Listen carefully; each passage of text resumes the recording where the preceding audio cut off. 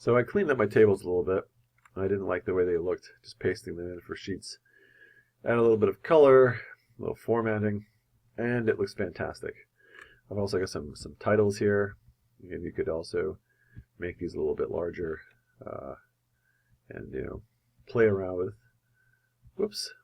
with some things, make it look nice. I don't know where all my other styling is. Whoops, that's what I want to do.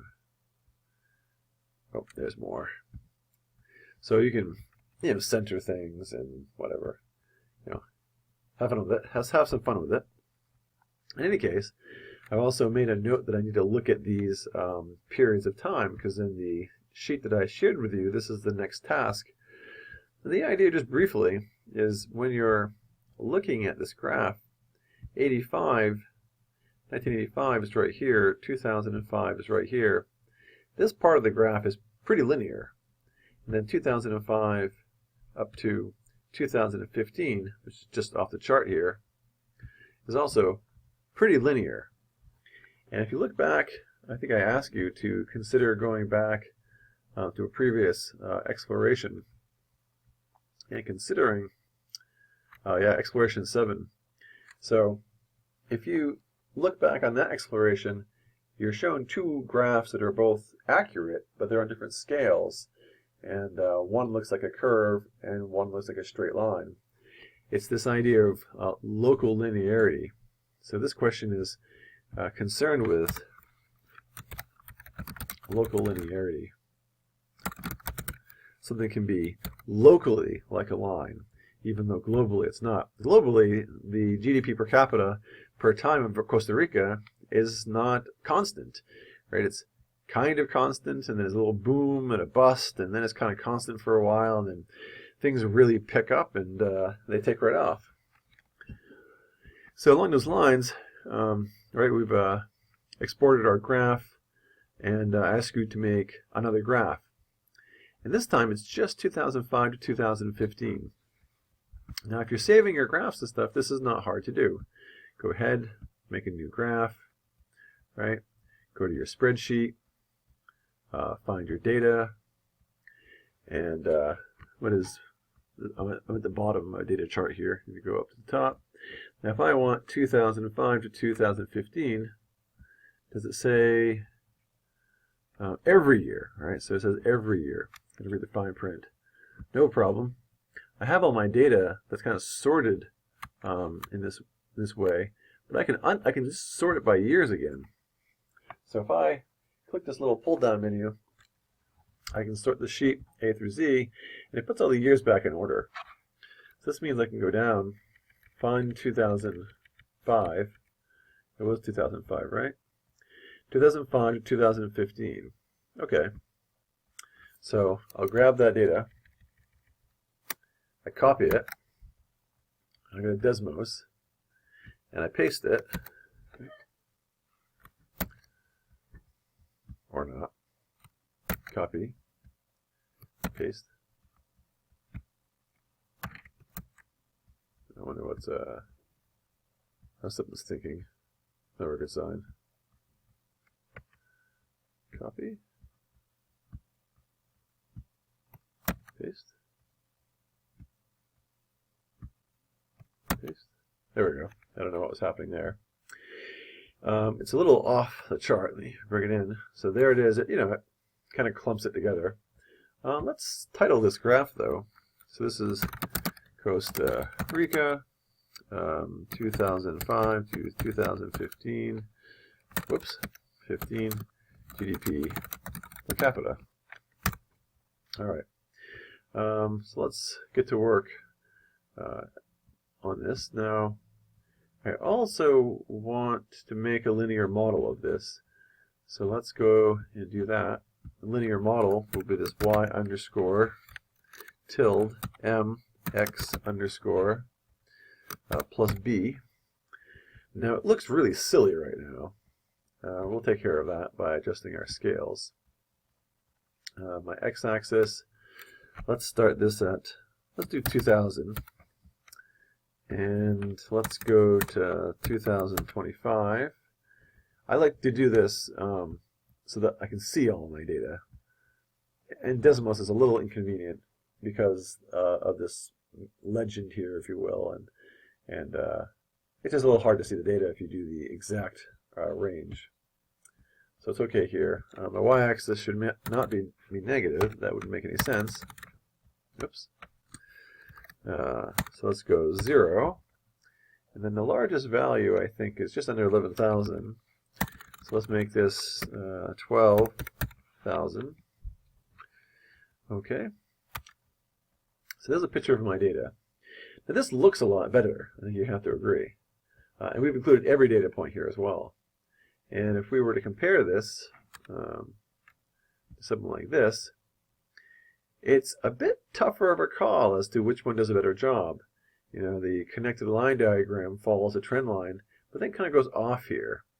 So while the GDP per capita did decrease here and then increase, the best fit line is trying to average together all the rates of change. And so it strikes a middle ground between these different things. Okay, that's good.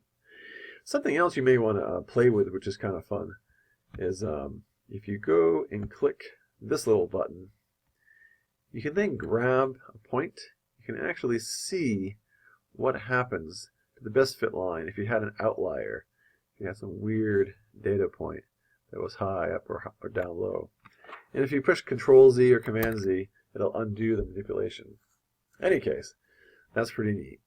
So what do I ask you to do with this? Compare how well this model fits versus how well the previous model fits the data. So here's an idea, right? We can grab this if we need to.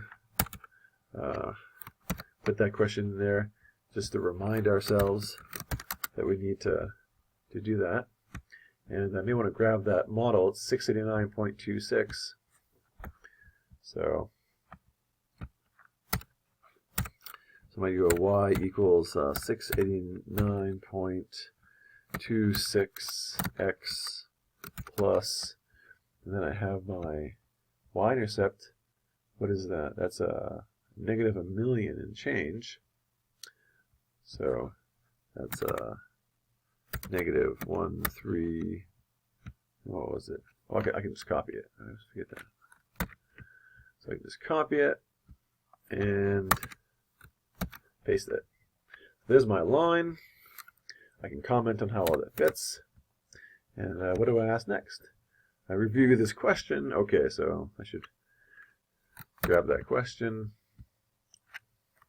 throw that in there.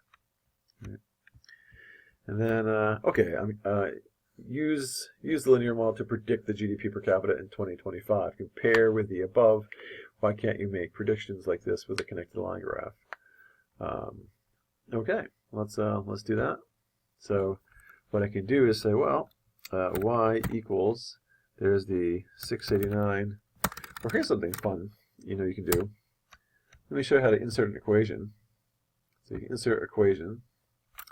Then you could do y, or you could just figure out what it is. So you could say 689.26 times 2025 minus the 1377300 equals, and then you could actually calculate that.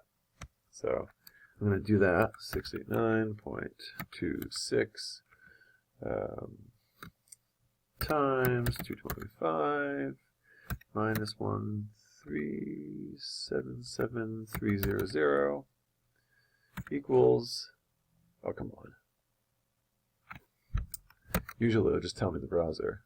Open a new browser and, whoops, I am striking out on copying today. Paste.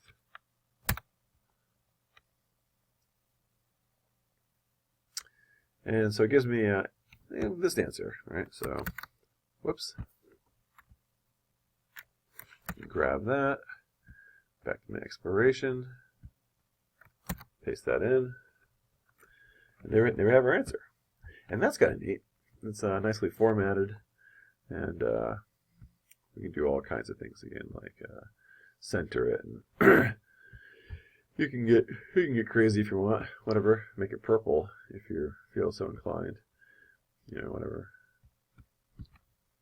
So this is the predicted value. Oops. Now my text is all purple. So you can say something like bold, in 2025, the GDP per capita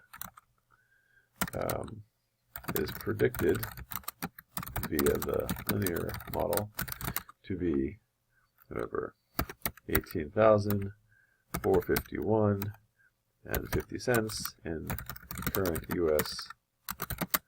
dollars. This is for my exploration. Some of you get $2010. Yeah. So we're putting together this information. We're going back. We're checking what we're doing here, and we're seeing what comes up. So then there's a bunch more stuff here. I'll make another video on this for you to look at. But so far, we have this report. It's kind of coming together. We've got calculations. We've got tables. We've got graphs. Update. So it's it's fascinating. Wish I hadn't done that. In any case, that's what we're doing so far.